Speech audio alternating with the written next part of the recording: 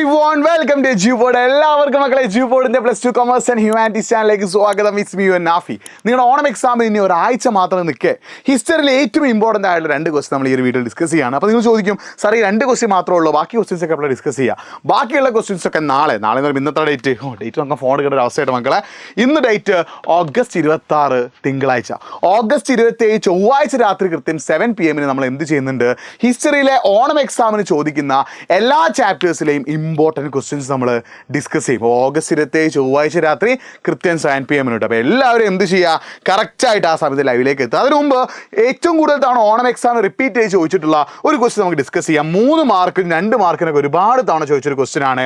എക്സാമിൻ്റെ burial system of Harappans people, അല്ലേ? ഹാരപ്പൻ ജനതയുടെ ശ്മശാന സമ്പ്രദായം വിവരിക്കാൻ 2 മാർക്കിനും 3 മാർക്കിനൊക്കെ ചോദിക്കാറുണ്ട്. അപ്പോൾ എന്തൊക്കെ പോയിന്റ്സ് ആണ് അതിൽ നിങ്ങൾ ആൻസർ ആയിട്ട് എഴുതി വെക്കേണ്ടത്?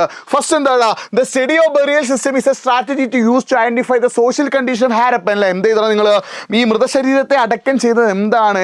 ഹാരപ്പയുടെ സാമൂഹിക ജീവിതം മനസ്സിലാക്കാനുള്ള ഒരു മെത്തേഡ് കൂടിയായിരുന്നു. അത് മാത്രമല്ല, the dead were generally laid in pits. അല്ലേ? മൃതശരീരം എന്താടാ? കുഴികളിൽ അടക്കം ചെയ്യുകയായിരുന്നു എന്ത് പൊതുവെ പതിവ്. എന്നാൽ എന്ത് ചെയ്യുന്നു? അന്നത്തെ ഹാരപ്പൻ സൊസൈറ്റിയിലെ ആളുകളുടെ വലിപ്പ ചെറുപ്പം അനുസരിച്ച് ചിലപ്പോൾ എന്താ പണക്കാരായിട്ടുള്ള ആളുകളുണ്ടാവും, പാവപ്പെട്ട ആളുകളുണ്ടാവും. അപ്പോൾ പണക്കാരായിട്ടുള്ള ആളുകൾ മരണപ്പെടും. എന്ത് ചെയ്യുന്നു? വലിയ വില കൂടിയ വസ്ത്രങ്ങളും വില കൂടിയ പോട്രീസ് അഥവാ പാത്രങ്ങളും ഓർണമെൻറ്റ്സ് അഥവാ ആഭരണങ്ങളും എന്ത് ചെയ്യും?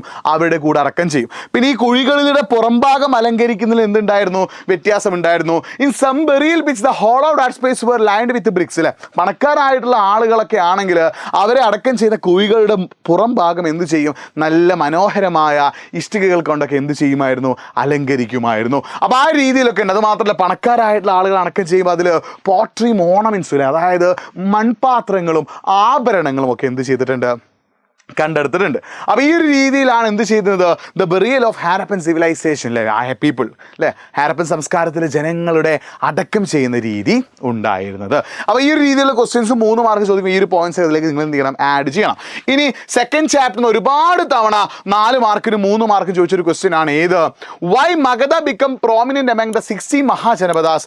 Right any 3 reasons. എന്തുകൊണ്ടാണ് മഗധ 16 മഹാജനപദങ്ങളിൽ പ്രമുഖമായത്?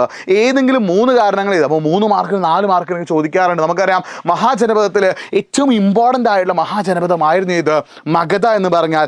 മഗധ അങ്ങനെ എമേർജ് ചെയ്യാനുള്ള മെയിൻ റീസൺ എന്താ? ഫസ്റ്റ് വൺ എന്താ? Magadha emerged as the most powerful Mahajanapada because എന്താണ്? They opposed all the defeated all their neighbours എനിമീസിലെ അവരുടെ ശത്രുക്കളൊക്കെ തോൽപ്പിക്കാൻ ആവശ്യമായ ഒരു എഫിഷ്യൻ്റ് ആയിട്ടുള്ള ആർമി ആർക്കുണ്ടായിരുന്നു?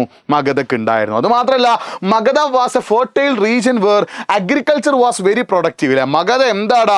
ഫലഭൂയിഷ്ടവും കൃഷിക്ക് ആവശ്യമായ ഘടകങ്ങളാൽ സമ്പന്നവുമായിരുന്നു. നല്ല രീതിയിൽ കൃഷി ചെയ്യാൻ പറ്റിയ മണ്ണുള്ള ഒരു സ്ഥലമായിരുന്നു ഇത് മഗധ. അത് മാത്രമല്ല, നല്ല ടൂൾസും കാര്യങ്ങളൊക്കെ ആർക്കുണ്ടായിരുന്നു? മഗധയിൽ ഉണ്ടായിരുന്നു. അതുമാത്രമല്ല, iron mines were easily accessible and provide resources for tools and weapons. അല്ലെ? ധാരാളമായിട്ട് അയൺ മൈൻസ് എവിടെ ഉണ്ടായിരുന്നു? മഗധയിൽ ഉണ്ടായിരുന്നു. ആ അയൺ മൈൻസ് അല്ലെങ്കിൽ ഇരുമ്പ് ഖനികളിൽ നിന്ന് കിട്ടുന്ന അയൺ അഥവാ ഇരുമ്പ് ഉപയോഗിച്ചിട്ട് ടൂൾസും അതേപോലെ വെപ്പൺസും ഒക്കെ ആര് യൂസ് ചെയ്തിരുന്നു? മഗധക്കാർ യൂസ് ചെയ്തിരുന്നു. ആ വെപ്പൺസ് ഒക്കെ യൂസ് ചെയ്തിട്ടാണ് ഇവർ എന്ത് ചെയ്തത്? ബാക്കിയുള്ള ആളുകളെ തോൽപ്പിച്ചത്. അത് മാത്രമല്ല, മഗധൻ ആർമിയിൽ എന്തുണ്ടായിരുന്നു? എലഫൻസ് അഥവാ ആനകൾ ഉണ്ടായിരുന്നു. ഈ മഗധയോട് ചേർന്നിട്ടുള്ള കാടുകളിലൊക്കെ ധാരാളമായിട്ട് എലഫൻസ് അഥവാ ആനകളെ കിട്ടിയിരുന്നു. ആ ആനകളെ ഉപയോഗിച്ചിട്ട് അവരെന്ത് ചെയ്യാണ്? യുദ്ധത്തിൽ എതിരാളികളെ തോൽപ്പിച്ചിരുന്നു. ഈ കാരണങ്ങൾ കൊണ്ടൊക്കെ മഗധ ശക്തമായി. അതുമാത്രമല്ല, മഗധയുടെ റൂളേഴ്സിൽ നമ്മുടെ KGF ഡയലോഗ് ഉണ്ട്, powerful people make places powerful. അല്ലേ? ശക്തരായിട്ടുള്ള ആളുകളാണ് സ്ഥലങ്ങളെയും ശക്തരാക്കുന്നത്. അതായത് മഗധ റൂൾ ചെയ്തിരുന്ന ബിംബിസാര, അജാതശത്രു, മഹാപത്മനന്ദ പോലുള്ള റൂളേഴ്സൊക്കെ എന്തായിരുന്നു? പവർഫുൾ റൂളേഴ്സ് ആയിരുന്നു. അവർ നല്ല പവറുള്ള റൂളേഴ്സ് ആയതുകൊണ്ട് തന്നെ നല്ല രീതിയിൽ രാജ്യം ഭരിക്കാൻ അറിയാമായിരുന്നു. അതുകൊണ്ട് തന്നെ മഗധ എന്തായി?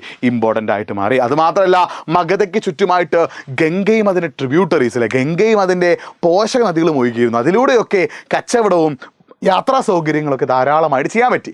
ഈ കാരണങ്ങൾ കൊണ്ടൊക്കെയാണ് Magadha one of the important മഹാജനപദമായിട്ട് മാറിയത്. ഈ ക്വസ്റ്റിനും ഒരുപാട് തവണ എക്സാമിന് ചോദിച്ചിട്ടുണ്ട് കേട്ടോ. അപ്പോൾ ഈ രീതിയിലുള്ള ക്വസ്റ്റ്യൻസ് ഒക്കെ ആയിരിക്കും നമ്മൾ നാളെ, അതായത് ഓഗസ്റ്റ് 27 ചൊവ്വാഴ്ച നടക്കുന്ന ലൈവിൽ നമ്മൾ എന്ത് ചെയ്യാം? ഡിസ്കസ് ചെയ്യാം. അപ്പോൾ പരമാവധി ഫ്രണ്ട്സിനെയും കൂട്ടിയിട്ട് ലൈവിലേക്ക് എത്താം. ബാക്കിയൊക്കെ നമുക്ക് എന്ത് ചെയ്യാം?